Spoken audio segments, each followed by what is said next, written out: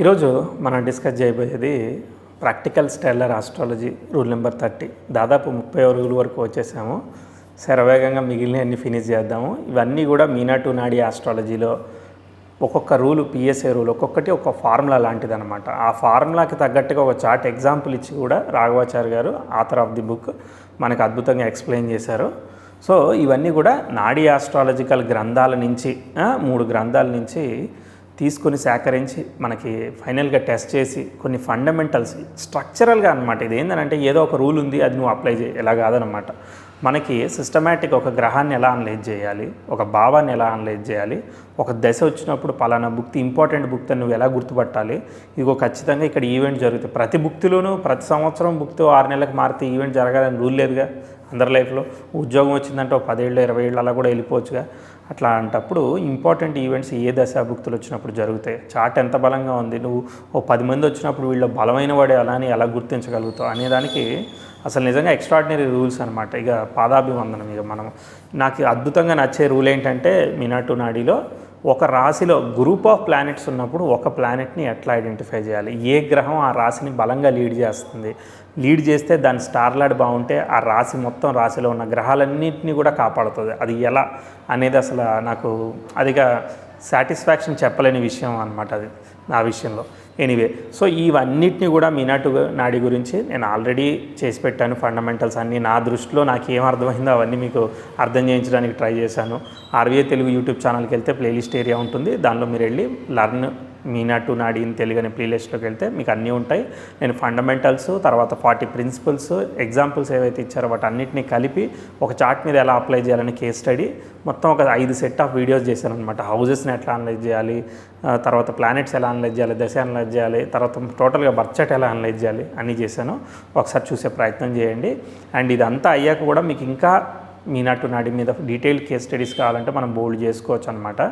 So anyway, ఈ rule 30th rule ఏం చెప్తున్నారో చూద్దాం.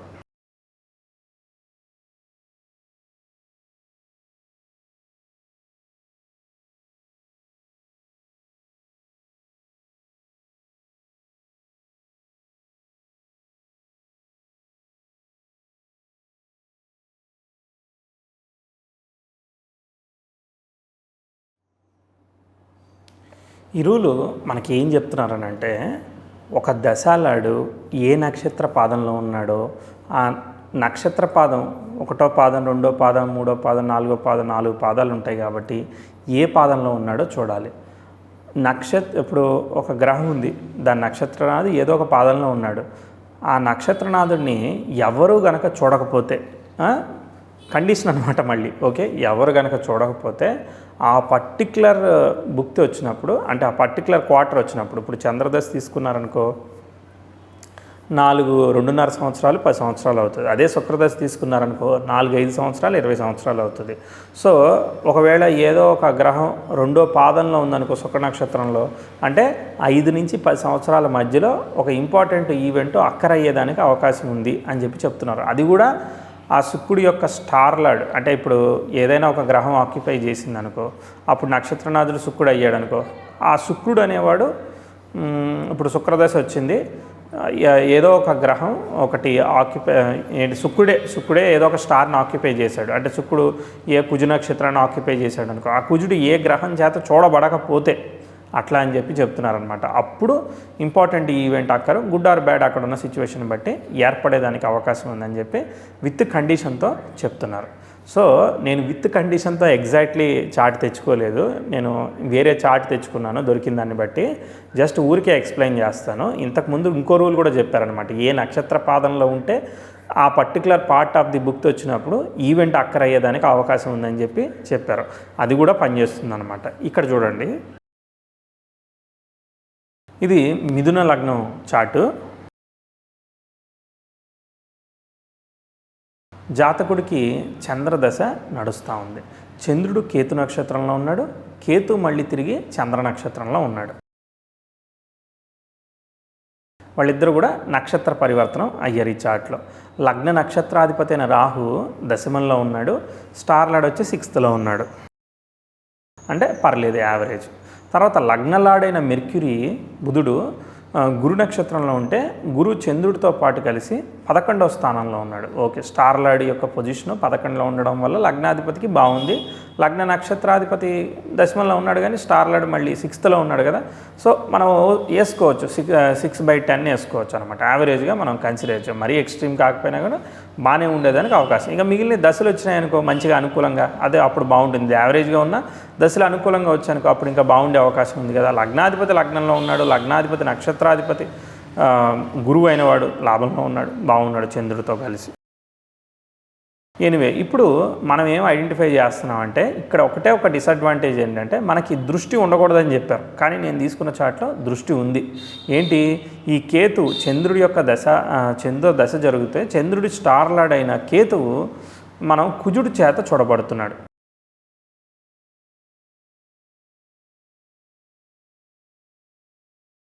కానీ ఇలా చూడబడకూడదు, యాజ్ పర్ ద రూల్, మర్చిపోకూడదు. ఓకే, సరే, నేను తీసుకున్నాను ప్రస్తుతానికి ఆల్టర్నేటివ్ కోసం. ఎందుకంటే నాకు ప్రస్తుతానికి దొరికిన చార్ట్ ప్రాక్టీస్ చేయాలి కదా, మనం చేస్తేనే వస్తుంది. కొంచెం అటు ఇటుగా ఉన్నా కూడా మీరు కూడా ట్రై చేయండి. కాకపోతే రూల్ ఎప్పుడు యాజ్ ఇట్ ఈస్గా అప్లై చేయాలి, రూల్ని మార్చి అప్లై చేయకూడదు, యాజ్ ఇట్ ఈస్గానే మనం అప్లై చేయాలి. సో ఇది వేరే రీజన్ వల్ల జరిగి ఉండొచ్చు, బట్ ప్రస్తుతానికి నన్ను బిగినర్గా భావించి మన్నించండి. చూద్దాం. ఇప్పుడు ఇక్కడ చూసినట్లయితే చంద్రుడి యొక్క స్టార్ లార్డ్ చతుర్థంలో, అక్కడ కేతువు యొక్క స్టార్ లార్డ్ చంద్రుడు అయ్యి పరివర్తనం చెంది మళ్ళీ చంద్రుడితో పాటు గురువు ఉన్నాడు. అంటే మీరు జీవ శరీర ఎలా తీసుకున్నా కూడా, ఎలా తీసుకుంటా కూడా అక్కడ గురువు, చంద్ర అండ్ కేతువు వీళ్ళందరూ కూడా ఇన్వాల్వ్ అవుతారు. అంటే ఏంటిది, సప్తమ దశమాధిపతి తర్వాత చతుర్థంతో ఇన్వాల్వ్మెంటు, ద్వితీయాధిపతి అయిన వాడు ఇన్వాల్వ్మెంటు కారణం అవుతూ ఉంది. జాతకుడికి ఏంటంటే 4-11 ఆపరేట్ అయింది కదా, ప్రాపర్టీ కొనుక్కునేదానికి అవకాశం వచ్చింది. చంద్రదశ స్టార్ట్ అయినాక 3 సంవత్సరాలకే ప్రాపర్టీ కోసం అడ్వాన్స్ ఇచ్చారు, కానీ ఏమీ ప్రాసెస్ కాలేదన్నమాట. చంద్రదశ చంద్రుడు ఏ భుక్తిలో ఉన్నాడు, 6.40 అంటే 3వ పాదంలో ఉన్నాడు కదా, దాటిపోయాడు అనమాట. 6.51 అనమాట. అప్పుడే 3వ పాదం అయిపోయింది. కాబట్టి 2వ పాదం అయిపోయింది, 3వ పాదంకి వచ్చింది.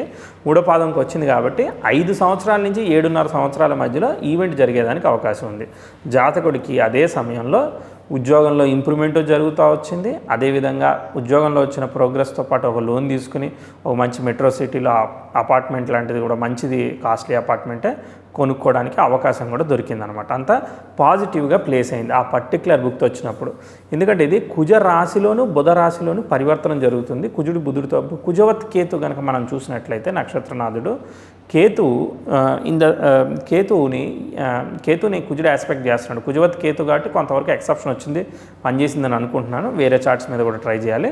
కుజ ఇన్ ద స్టార్ ఆఫ్ గురువు అనమాట. ఈ గురువుని ఎవరు ఆస్పెక్ట్ చేస్తున్నారు, ఎవరు ఆస్పెక్ట్ చేయట్లేదు. చంద్రుడితో పాటు కలిసి ఉన్నాడు. యాక్చువల్గా మనకి ఎలోన్ ఉండాలన్నమాట ప్లానెట్. అంటే కేతు ఒక్కడే ఉన్నాడు, కాకపోతే దాన్ని కుజుడు ఆస్పెక్ట్ చేస్తున్నాడు. కుజవత్ కేతు కాబట్టి ఇగ్నోర్ చేశారని అనుకోవచ్చు, ఇగ్నోర్ చేసి రూల్ పనిచేసింది అనుకోవచ్చు. మిగిలిన దాని మీద కూడా పనిచేస్తాను.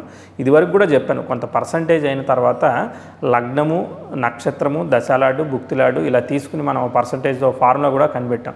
ఆ పర్టికులర్ పాదం ఏదైతే ఉంటుందో అది కూడా పనిచేస్తూ ఉండొచ్చు. అట్లనే ఒక రాశిలో ఎన్ని డిగ్రీలు తీసుకుని అలా కూడా మనం ట్రై చేయొచ్చు అనమాట, ఇదివరకు చెప్పిన రూల్ ప్రకారం. ఎనివే, ఈ విధంగా ఇంత ప్రోగ్రెస్ అయిన తర్వాతనే ఇంపార్టెంట్ ఈవెంట్స్ అనేవి ఈ దశలో ప్లేస్ అయ్యాయి అనేది మనకు అర్థమవుతుంది. ఆ పాదాన్ని బట్టి ఏ క్వార్టర్లో మనకి ఇంపార్టెంట్ ఫలితం ఉండేదానికి అంటే ఇక్కడ కండిషన్ కూడా ఇచ్చారనమాట. అన్ఆస్పెక్టెడ్, అన్అసోసియేటెడ్ అంటే ఇంకో గ్రహంతో కలిసి ఉండకూడదు, అలానే ఇంకో గ్రహం చేత చూడబడకూడదు. అప్పుడే అది ఫలితం పూర్తి స్థాయిలో వస్తుంది. ఏదో నాకు అడ్డిగుడ్డిలో వచ్చింది, అర్థమైందా? సో మీకు వస్తుందని గ్యారంటీ లేదు. కాబట్టి మీరు కూడా క్లియర్గా as per the rule chart దొరికినప్పుడు అప్లై చేసినప్పుడు మనం మళ్ళీ టెస్ట్ చేయాలి. కాకపోతే మనం ఆ రూల్ని అలా పెట్టుకోవచ్చు. ఇలా కూడా విడిగా ఒకసారి ట్రై చేసి చూడండి. మీ ఫీడ్బ్యాక్ ఏంటిదో, మీ ఎక్స్పీరియన్స్ ఏంటిదో, ఒకవేళ అంటే అలాంటిదే ఎగ్జాక్ట్లీ దొరకాలి కదా, సో దొరకకపోతే తెలియదు. కాబట్టి మీరు నాకు అది చెప్తే దాన్ని మనం మళ్ళీ పరిశీలన చేసి డిస్కస్ చేసే ప్రయత్నం చేద్దాం. ఎనీవే, మీకు ఈ రూల్ ఏదైతే ఉందో అది మీకు అర్థమైందని అనుకుంటున్నాను. నేను ఇంకో ప్రిన్సిపల్ని కూడా నెక్స్ట్ వీడియోలో ఎక్స్ప్లెయిన్ చేసే ప్రయత్నం చేస్తాను. మీకు ఏదైనా డౌట్స్ ఉంటే నాకు కామెంట్ చేయండి అండ్ మనం డిస్కస్ చేద్దాం. అండ్ మీ హ్యాపీనెస్ లైక్ ద్వారా షేర్ చేయండి. ఇంకో రూల్, ఒక్కొక్క రూల్ మనం 40 రూల్స్ వరకు ఏవైతే మ్యాక్సిమం ఉన్నాయో ఒక 3 రూల్స్ తప్పించి అన్ని రూల్స్ చెప్పుకుంటున్నాం అనమాట. నెక్స్ట్ రూల్లో మళ్ళీ మాట్లాడుకుందాం. Thank you so much.